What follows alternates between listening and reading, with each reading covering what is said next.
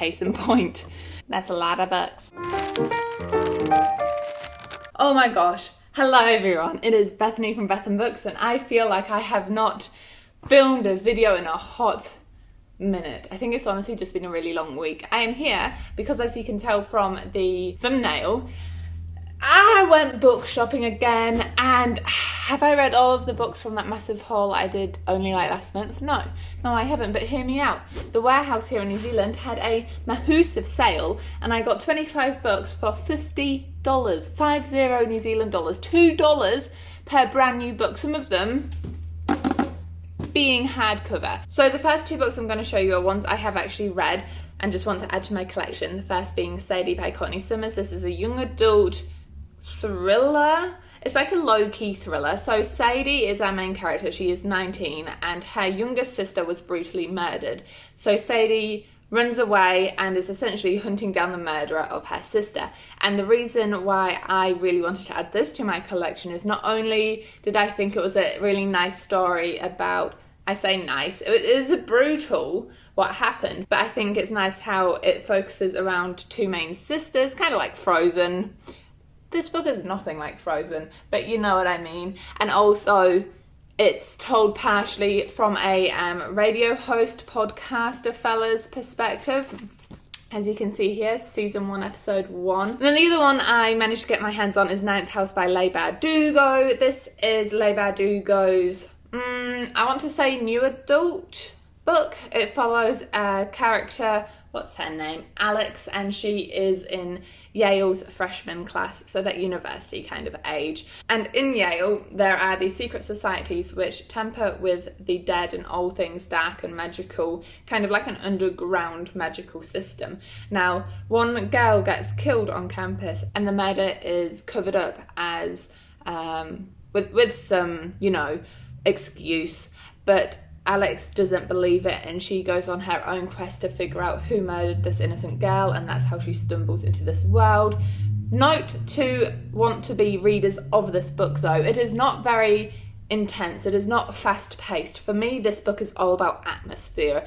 It's dark and gloomy, like fog. It's literal fog in a book. And yes, that means that the pace of the story isn't the quickest, but the writing in this is so beautiful. And another one that you are probably familiar with already is Maggie Stavata's Call Down the Hawk, which is book 1 in the, is it called the Dreamers series, which is the spin-off series of the Raven Cycle 4-book series. I haven't read this, but it follows these people and they essentially dream things to life. And essentially there are these people trying to hunt down the dreamers because they've obviously got quite an intense power that could be used for good or evil. And the rest of these, I'm actually completely unfamiliar with off of BookTube. It was almost like I went to the library and actually didn't have a TBR list. So the rest of these, let me know if you've heard of any of them and if I should bump them up to a priority on my TBR want to read shelf. But for now, let's just do this. We have Eligible, which is a novel written by Curtis Littenfeld, and it is blurbed as a modern retelling of Pride and Prejudice, which honestly really sold me because Pride and Prejudice is the first classic I've ever read that I actually really enjoyed for more than just, oh, I'm reading an old book. Tick mark, that makes me a proper reader, which by the way definitely is not the case. But modern Pride and Prejudice in the case where Darcy is a doctor and Liz is a woman in her mid-30s who is a yoga instructor. There's people in her family who are just essentially doing the modern thing of not listening to anything to do with Liz, just like Liz's sisters were in the original Pride and Prejudice. And honestly, that's all I read. That tagline and knowing that she was a yoga instructor and he was a doctor had me really intrigued to see how their little romance would play out. Book number 5 is Domina by L.S. Hilton. Now this is an adult thriller mystery and this follows a main character called Judith. Now Judith used to be an assassin, I believe, because she is now finally able to live her life how she wanted thanks to, quote unquote, the people she has killed in the past. But of course, plot twist, she is being hunted now and the people who want to kill her have said, you've got to find this painting and then we'll leave you alone. alone. But the thing is, she doesn't know where this painting is. It's been stolen. She's not even convinced that the painting is a real thing. So she's just like, oh. So she's off on a potentially impossible mission, with the consequence of failure being her death. Next up, we have The Invitation by Lucy Foley. Now, this is a historical adult romance, and I'm really excited about this because it sounds so dreamy. So you have Hal, who is a journalist who is trying to escape his dark past. No idea what that means. And one night he is at some sort of little mini party, and he goes up on the balustrade and meets Stella. Now, Stella is mysterious. She's one of those who is she characters, and before the night is over, she disappears. She does a freaking Cinderella on old Hal. But a year later, an Italian contessa, I think is the word, invites Hal for his journalism skills over to her house. And of course, Stella is there, and essentially it's just them getting to know each other with a few plot twists thrown in. It sounds like such a perfect cuddle up read. Next up, I have Fellside by M.R. Carey. Now, I'll be honest, I only picked this up because I got an arc written by M.R. Carey. It is Book of Coli, so thank you so much to Orbit for sending this out to me. I can't wait to read it. And I remember posting this on my Bookstagram, and one of my followers responded saying, oh my god, have you read his other book, kind of thing. And I was like, no, I haven't. And so I picked this one up. This isn't the other book that follower was talking about. It was The Girl with All the Gifts that follower was talking about. Sorry, that follower. I will find you and name you. But either way, I got this. I'm not mad it's the wrong one. I got it for $5 with 75% off. So you know what? I think that's a win either way. And this one is set in the Yorkshire Moors, which calls to me, if you don't know, I'm from Yorkshire. And essentially Fellside is a prison there, and we follow a prison guard. The blurb says nothing else except this is the place where you don't want to be in a prison. Whew. Okay, The Shanghai Factor, written by Charles McCarry. So this follows an American spy who is currently based in China. Now he currently has no name, he's only referred to as his pronoun. And he had just been laying low, polishing up his Mandarin, until one day he was ordered to go and essentially break into the Chinese intelligence offices, where of course things take a turn for the worst. And along the way he meets seductive, enigmatic May. So adult mystery thriller. Along the same vein, we have Need to Know. This one is written by Karen Cleveland, and this is another mystery thriller adult novel. We follow Maya, and she is the CIA agent, and her assignment is, let me get this, to uncover Russian sleeper cells in the USA. But she accesses a computer. A few clicks later, essentially, she knows too much, and now her life is in danger, and she is essentially torn between loyalty and her family. Sounds like a real conundrum, to be honest. We then have a Veronica Roth short story collection. I was really excited to pick this up because I didn't know she had a short story collection, but anthologies are something I've been really wanting to read more of. So this has 6 short stories, all of them set in the future, but all of the characters, have to come to terms with the realm of humanity. Next, we have Ghosts of Heaven by Marcus Sedgwick. This is a story where we follow 4 stories intertwined, and they are all linked together through some creepy messages.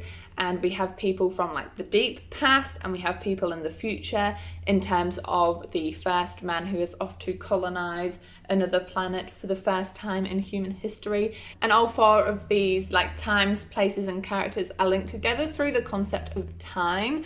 I have absolutely no idea what that means, but I was so intrigued, and I won't lie, I loved the colours of this cover. Let's keep this going. Next up we have Day Zero. This is written by Kelly DeVos, and it is essentially a doomsday story. So our main characters are brought up with their father, who is a doomsday prepper, and every weekend she was spent, prepping the basement, learning Krav Maga and all of that stuff, until one day essentially the house catches fire. There's a massive explosion, boom, things go up, and she manages to survive due to those doomsday preparation skills, which, by the way, she was very cynical of. But once she gets outside, she comes to realise that these explosions are a pattern across the entire country, which is America, USA. But then, plot twist, it turns out that it's her dad that's the one being accused of setting off these explosions. So what she does, Jinx, by the way, is her name. What Jinx does is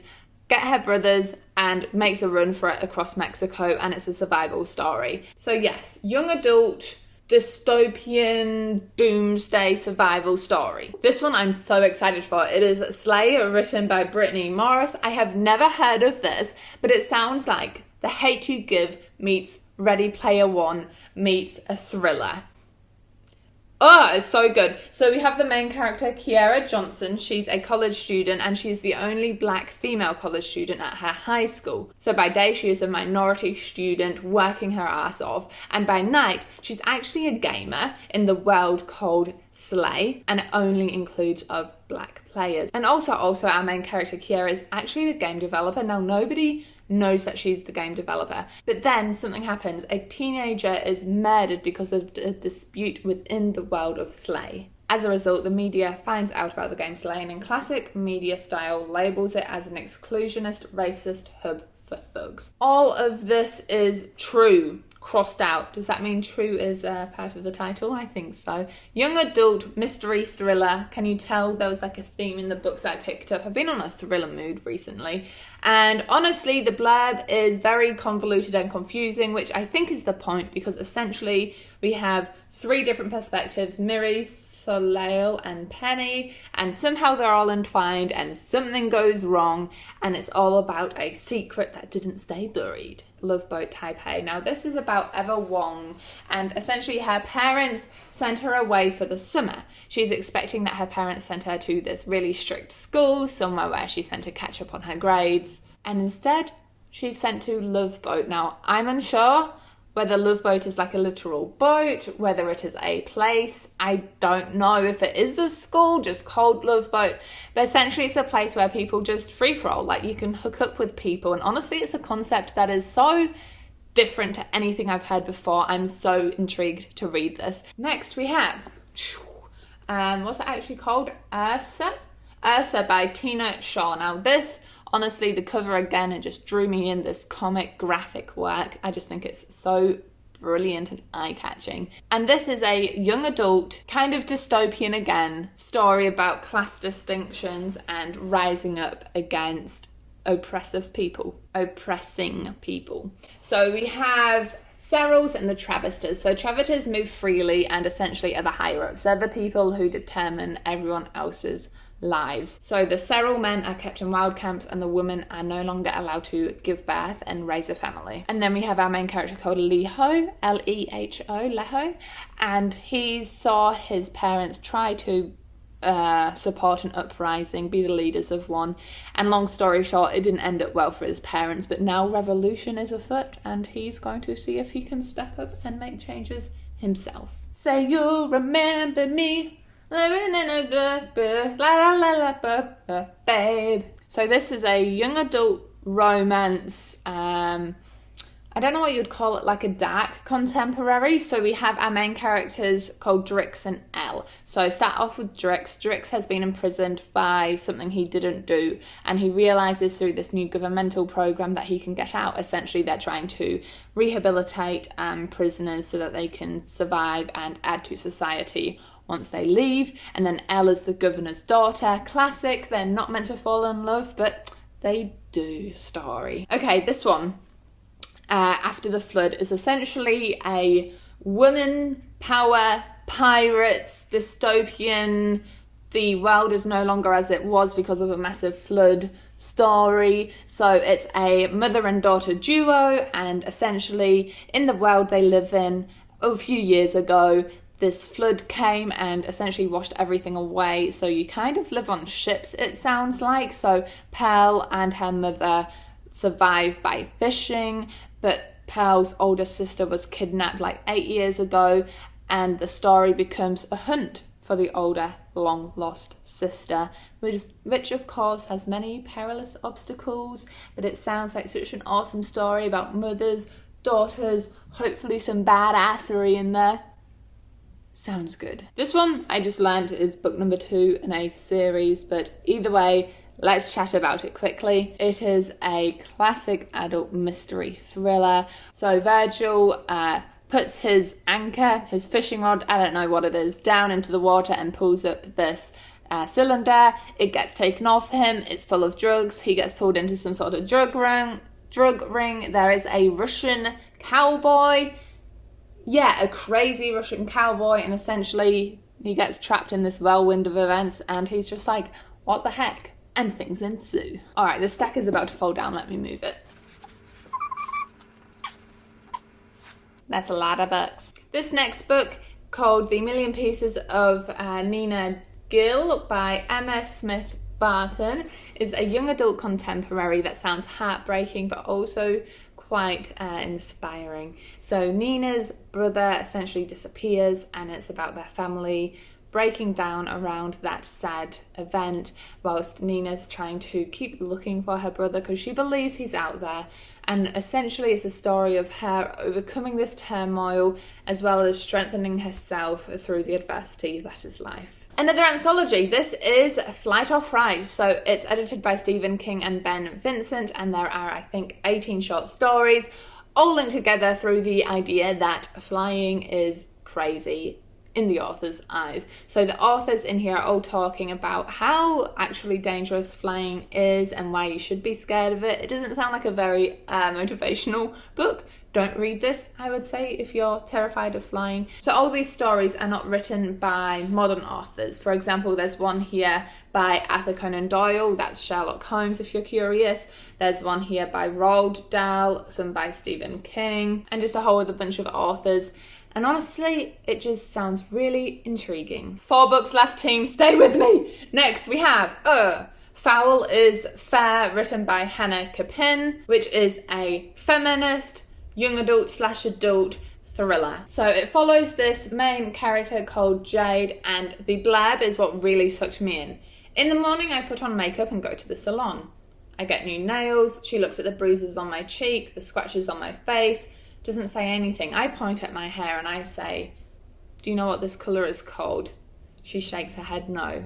And I say, revenge.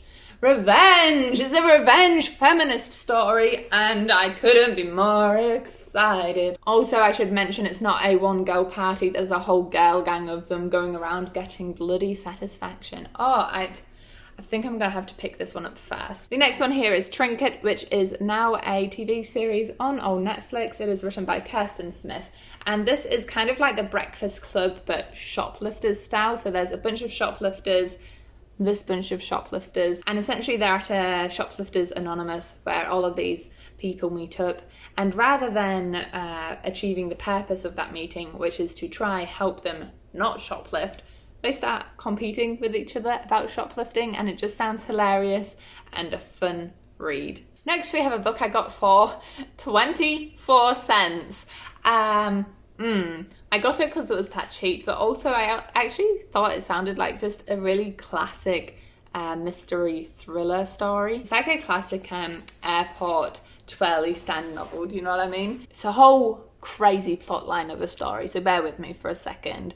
There's a director and he's come up with this plot of movies or TV shows where there are these electronic machines that are actually designed to look like people who have to go and kill the main characters of the movie or TV, whatever it is. And what the director does to increase the wow factor is he hires a whole bunch of extras. But all the extras are bound in a contract, and the contract is you can't leave. But if you destroy one of those like machine people things, I will pay you handsomely, which lets you then get out of LA, which sounds like it's become just a bit of a disaster zone, somewhere where it's a slum. If you've seen the movie Death Race, where they all race to get out of prison and they go on those buttons and sometimes they die, well, all of them die except a couple. That's the vibe, but without cars in a book. And lastly, we have a heartbreaker. This is called Scars Like Wings, written by Erin Stewart, and it's about a girl who is a survivor. I put that in air quotes because she doesn't like the term, and it sounds like she's the one who actually set the house on fire, and she wasn't trying to survive. So it sounds like a suicide attempt from the blurb, what I'm reading between the lines. And essentially what happens is she goes to school, she meets a girl called Piper, by the way the main character is called Ava, and she begins to feel like she doesn't have to face the nightmare alone, and it's a story about her overcoming her really traumatic past, her physical deformations, and the tagline at the end says it's an unforgettable story of hope and finding light in the darkness, which I thought could be really inspiring and harrowing in the same breath for people to read. So this is my stack of books. Ignore that stack. Those ones are going to school or being donated. But this is what $50 of good sales in the books, thank you warehouse, got me. I'm really excited to go through these, and if you want to see my thoughts on them, stay tuned. You can do this by supporting my channel with a cheeky like and subscribe down below, but in the meantime enjoy all the places you go on your own reading adventures, and I'll see you in the next video. Bye.